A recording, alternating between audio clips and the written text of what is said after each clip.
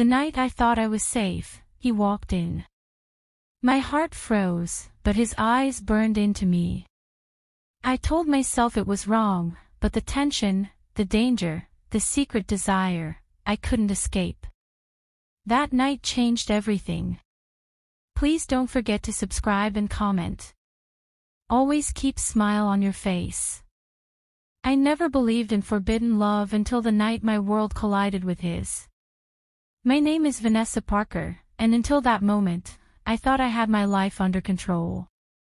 I thought boundaries were clear, lines were drawn, and nothing could blur them. But life has a way of making you face the things you never thought you'd confront. It was late in the evening, the kind of night when silence wraps around you and the house feels like it's holding its breath. My sister had gone out of town for work, and her son, Logan Hayes, had been staying at my place for a few weeks. He was in his early 20s, tall, sharp-eyed, and carried himself with a confidence that made people notice him without him even trying.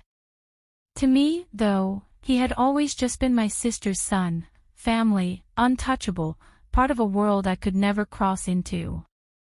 Or so I thought. I had just stepped into the shower, letting the warm water run down my body, rinsing away the stress of the day.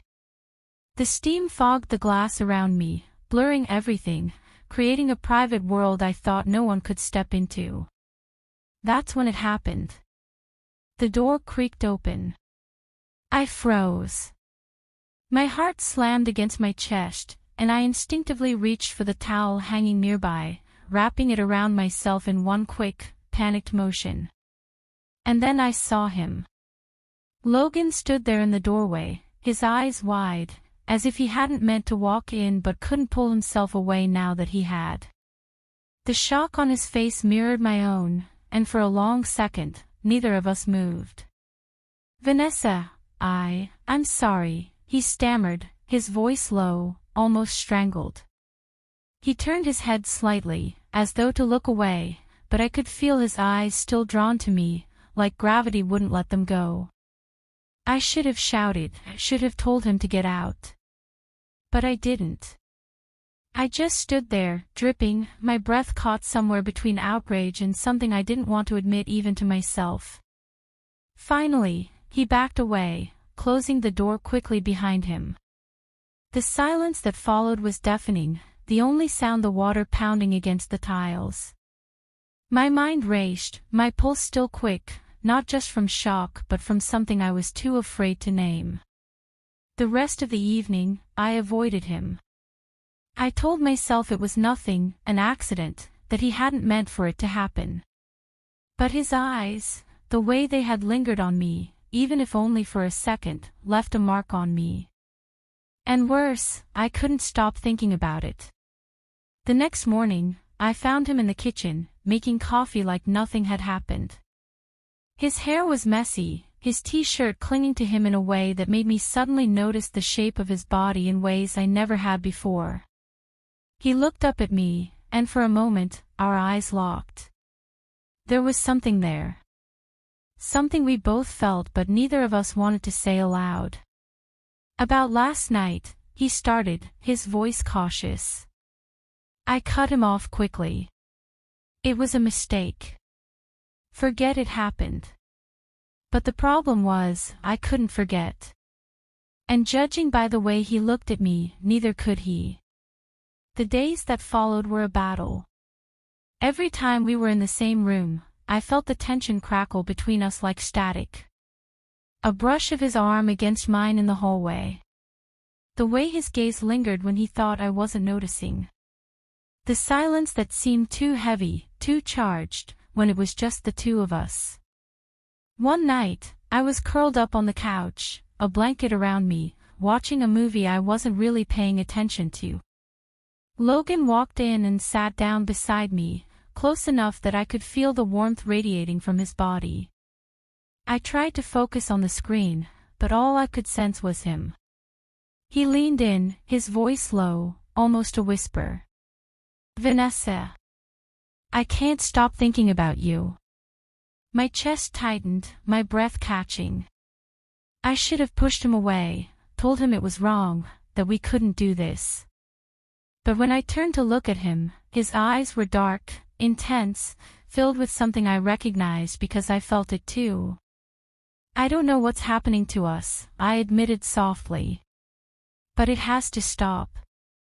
Do you really want it to stop? He asked, his words hanging heavy in the air.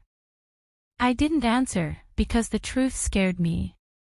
The truth was that no matter how much I told myself it was forbidden, a part of me wanted it more than anything. The weeks blurred into a dangerous dance. Every glance, every accidental touch, every late-night conversation pushed us closer to a line we knew we shouldn't cross. I tried to keep my distance, but the house wasn't big enough, and the tension wasn't something I could escape. One night, the storm outside matched the storm inside me. Thunder rolled, rain lashed against the windows, and the power flickered out, plunging the house into shadows. I lit a candle, the flame casting a soft glow across the room. Logan came in, his presence filling the space in a way that made my heart race. We stood there, the candlelight flickering between us, the storm raging outside, and I knew, whatever happened next would change everything. He stepped closer, his voice steady but filled with something raw. I don't care if it's forbidden, Vanessa. I can't fight it anymore. My hands trembled, my heart screamed at me to run, but my body stayed rooted in place. And when his hand brushed mine, I didn't pull away. The moment stretched, suspended between right and wrong, between resistance and surrender. And in that moment, I realized something terrifying and undeniable. I didn't want to resist anymore. That was the night my world collided with his. The night I stopped believing that forbidden love was something other people fell into. The night I realized that no matter how wrong it seemed, no matter how dangerous it felt, the pull between us was stronger than anything I'd ever known. After that kiss in the kitchen, there was no pretending anymore.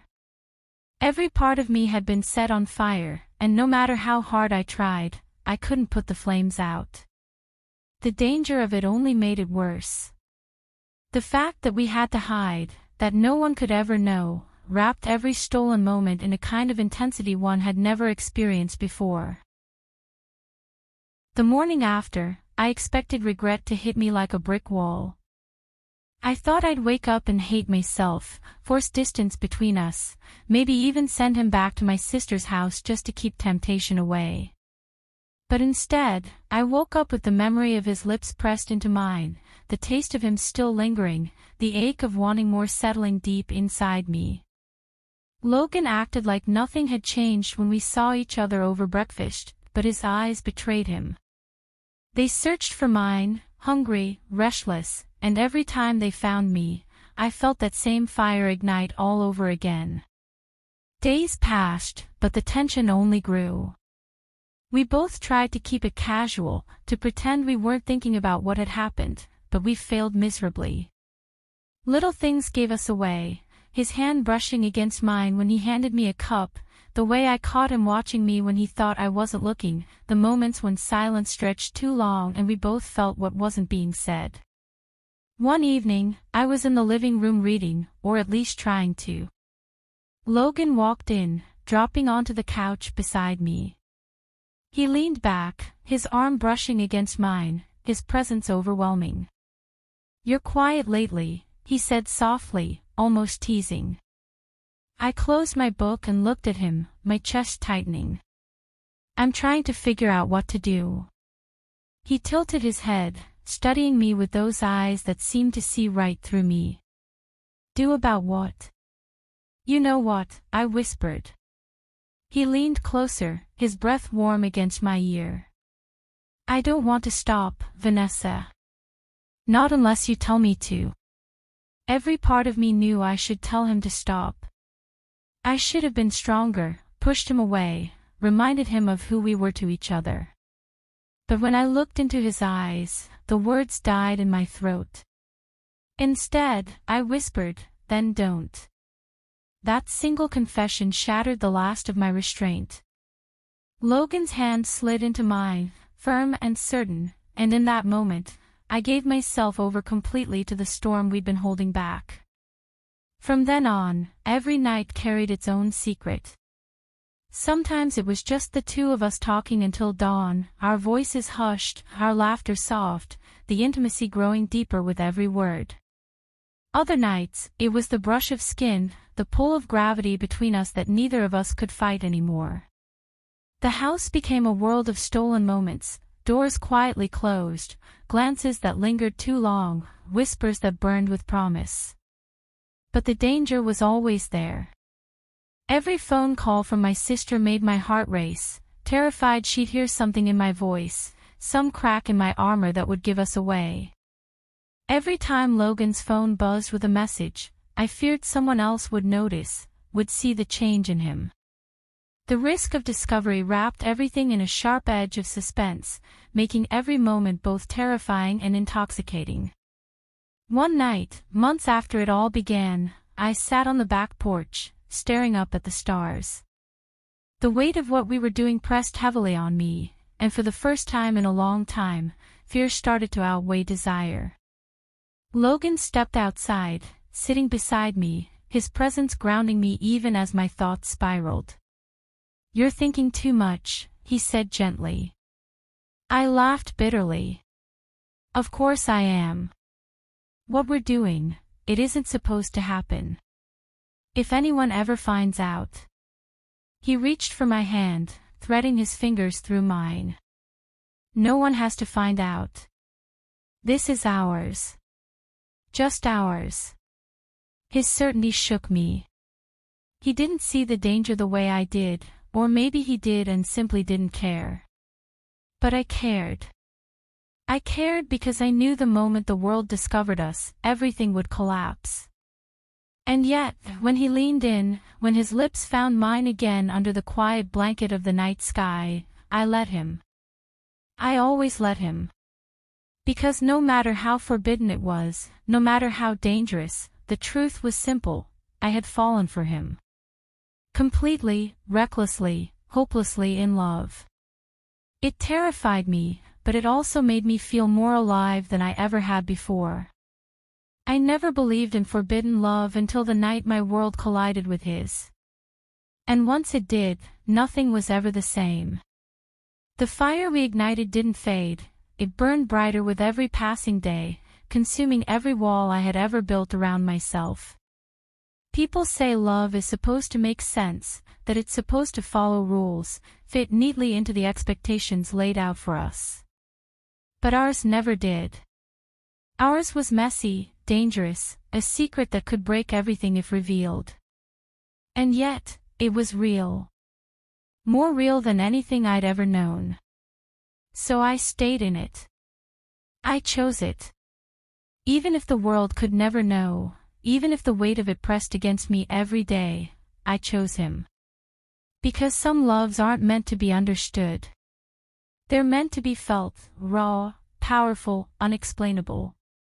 And this one, this forbidden, breathtaking, dangerous love, was mine.